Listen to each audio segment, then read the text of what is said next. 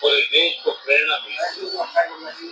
हमें ऐसे ही आपको स्वतंत्रता प्रति माहत लास्टर देवबार आमी भारतर प्रधानमंत्री आत्मानीय भारतर प्रधानमंत्री नरेंद्र मोदी डांगरिया मनर कथा माहर लास्टर देवबार आमी यार एकेगोट होय भारतीय जनता पार्टी होय आमी गोट होय गोटे सहयोग करि राइजर आयोजन অনুষ্ঠান আজি ধুনিয়াভাৱে আমি ৰাইজৰ এবাৰ আমাৰ গুণাৱতী আৰু উত্তেলাই নৱৈছা সমষ্টি আমাৰ বিশেষ আমাৰ ৰাইজৰ হকে আমাৰ বিজেপি চৰকাৰ যিমানে আমাৰ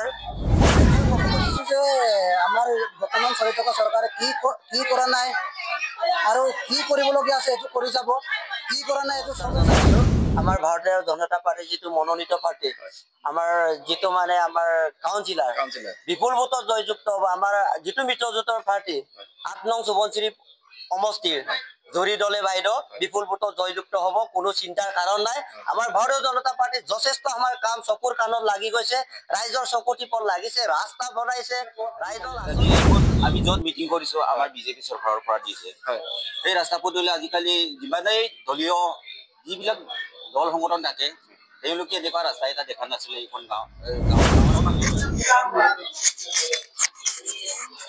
বৰ্তমান বৰবৈছা বিধানসভা সমষ্টি অন্তৰ্গত 59 পঞ্চায়তৰ 40 গাঁৱৰ 6 নং ৱাৰ্ডৰ আমি বিশেষ ৰাইজ সমাবেত হোৱা দেখা পাইছো 40 আঞ্চলিক ৰংগমঞ্চত কি আমাৰ 40 ৰংগমঞ্চত ইয়াতে আমি কিয়ৰ বাবে আজি সমাবেত হৈছো অসমৰ ৰাজ্যজনক নমস্কাৰ প্ৰথমে মই আজি 121 নং ভোট কেন্দ্ৰৰ 6 নং 40 আমাৰ 75 নং নৱবৈছা সমষ্টিৰ গুণাৱতী মণ্ডল অন্তৰ্গত 6 নং 40 121 নং ভোট কেন্দ্ৰত আমি প্ৰতি মাহত লাষ্টৰ দেওবাৰত আমি ভাৰতৰ প্ৰধানমন্ত্ৰী আত্মানীয় ভাৰতৰ প্ৰধানমন্ত্ৰী নৰেন্দ্ৰ মোদী ডাঙৰীয়া মনৰ কথা তিনি ৰাইজক আমৰি লৈ আমি প্ৰতি মাহৰ লাষ্টৰ দেওবাৰত আমি ইয়াৰ একেগোট হৈ ভাৰতীয় জনতা পাৰ্টি হৈ আমি এগোট হৈ গোটে সহযোগ কৰি মন কি বাতৰ অনুষ্ঠান আজি ধুনিয়াভাৱে আমি ৰাইজৰ সহযোগত পালন কৰিছো আচ্ছা আমি ইতিমধ্যে গম পাইছো আসলে বৰ্তমান আমাৰ অসমত বৰ্তমান পঞ্চায়ত নিৰ্বাচনৰ বৰ্ষাৱলী আছে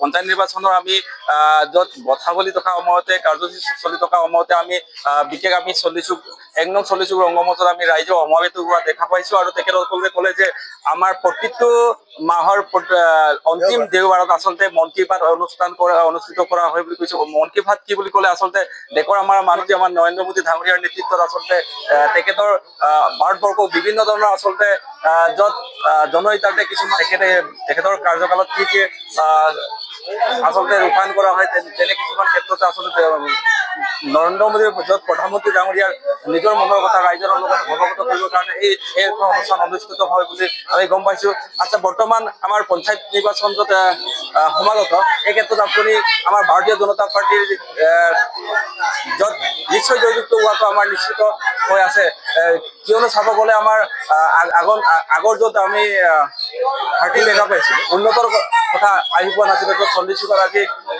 আমি এনেকুৱা ৰাস্তা বনাইছে য'ত আজি স্বাধীনতাৰ দিনৰ পৰাই আজিলৈকে হিল এটা দেখা নোপোৱাৰ জেগাত আমি পকা ৰাস্তা কৰি ৰখা দেখা পাইছো এনে চৰকাৰক নিশ্চয় আপুনি পঞ্চায়ত নিৰ্বাচনত আমাৰ ভাৰতীয় জনতা পাৰ্টিৰ বিভিন্ন আমাৰ ৱাৰ্ড সদস্য হওক আমাৰ পঞ্চায়ত সদস্য হওক আমাৰ জেপিচিৰ সব আমাৰ এইটো আশা মতে হ'বগে নাই আপুনি নমস্কাৰ মোৰ নাম শ্ৰী বিজয় ৰেগন মই ভাবিছোঁ এইবাৰ আমাৰ গুণাৱতী আৰু উত্তেলাই নৱবৈছা সমষ্টি আমাৰ বিশেষ আমাৰ ৰাইজৰ হকে আমাৰ বিজেপি চৰকাৰ যিমানে আমাৰ সুবিধা দিছে ৰাইজে আমাৰ এটা মনোনীত আমাৰ ৱাৰ্ড মেম্বাৰ ৰুদ্ৰ পায়েঙক চবে আশা কৰিছোঁ এইবাৰ বিপুল ভোটত জয় কৰি আমি ৰাইজৰ অভাৱ অভিযোগ আৰু দূৰ কৰিবৰ কাৰণে আমাৰ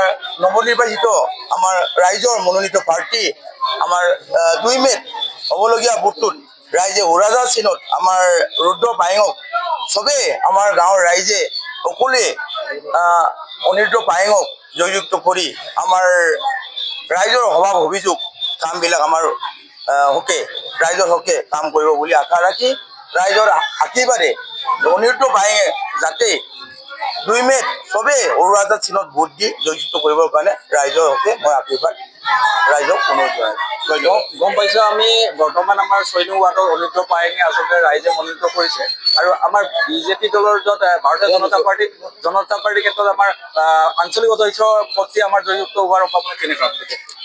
আমাৰ ৰাইজৰ বিশেষ আমি আশা কৰিছোঁ বৰ্তমান আমাৰ আৰু বিপুল ভোটত জয় কৰিম বুলি আমি আশা ৰাখিছোঁ। আচ্ছা, ইতিমধ্যে আমি গম পাইছোঁ লগতে আমাৰ স্থায়ী বাসিন্দা হিচাপে আছে আগৰ চৰকাৰবোৰ চাব গ'লে আচলতে 40 য'ত পিছপৰা হেৰিয়াত য'ত আমি শিল এটাও বৰ্তমানলৈকে শিল এটাও পৰি থকা আমি দেখা নাপালোঁ, কিন্তু বৰ্তমান চাব গ'লে আমাৰ বিভিন্ন ৰাস্তা ঘাট উন্নত হৈছে। এই ক্ষেত্ৰত আমি মানি ল'বই লাগিব। বৰ্তমান চৰকাৰখন 40 আমাৰ পিছপৰা হেৰিয়া এনেকুৱা জেগাত কি ধৰণৰ আচলতে উন্নত কাম কৰিছে বুলি কৈছে? নমস্কাৰ। হয়, প্ৰথমতে মই নীৰৱ তাইৰ ইউটিউব চেনেললৈ মই স্বাগতম জনাইছোঁ। কিন্তু মই ক'ব খুজিছোঁ যে আমাৰ বৰ্তমান চলি থকা চৰকাৰে কি কৰা নাই আৰু কি কৰিবলগীয়া আছে এইটো কৰি যাব, কি কৰা নাই এইটো চবে চাই আছে। যোনটো জেগাত ইল পেলোৱা নাই ইল পেলাই গৈছে, যোনটো জেগাত ৰাস্তা বেয়া আছিলে ৰাস্তা বনাই গৈছে।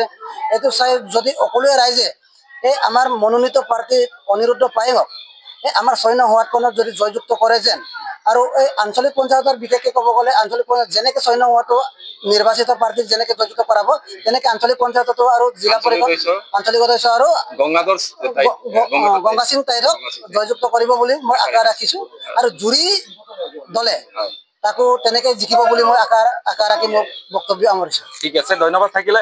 আচলতে এই ক্ষেত্ৰত আচলতে আমি মানিবই লাগিব যে বৰ্তমান চৰকাৰখন আচলতে আমাৰ এনে এটা 40 জেগাত য'ত পিছপৰা জেগাত আগৰ চৰকাৰবোৰ চাব গ'লে তুলনাত আজি ইয়াতকৈ বহুত আচলতে কাম কৰিছে বুলি আমি গম পাইছোঁ। এইকাৰণে এনে এটা চৰকাৰ আচলতে আমি চাব গ'লে এতিয়া ডাবল ইঞ্জিন চৰকাৰ বৰ্তমান আঞ্চলিকটো যদি দখল কৰিলে আমাৰ পঞ্চায়তত য'ত অসমত আমাৰ ট্ৰিপল ইঞ্জিন চৰকাৰ হ'ব। এই ক্ষেত্ৰত আপুনি বিশেষ আমাৰ বৰ্তমান পঞ্চায়ত নিৰ্বাচনৰ কথাটো সকলো আমাৰ য'ত আঞ্চলিক অধ্যক্ষ হওক ZPC হওক আমাৰ এই ক্ষেত্ৰত আপুনি নিশ্চয় কি ক'ব কওকচোন? প্ৰথমে মই নমস্কাৰ জনাইছোঁ। আমাৰ ভাৰতীয় জনতা পাৰ্টি যিটো মনোনীত পাৰ্টি, আমাৰ যিটো মানে আমাৰ কাউন্সিলাৰ বিপুল ভোটত জয়যুক্ত হ'ব। আমাৰ যিটো মিত্ৰজোঁটৰ পাৰ্টি 8 নং সোৱণশিৰি সমষ্টিৰ জুৰি দলে বাইদেউ বিপুল ভোটত জয়যুক্ত হ'ব, কোনো চিন্তাৰ কাৰণ নাই।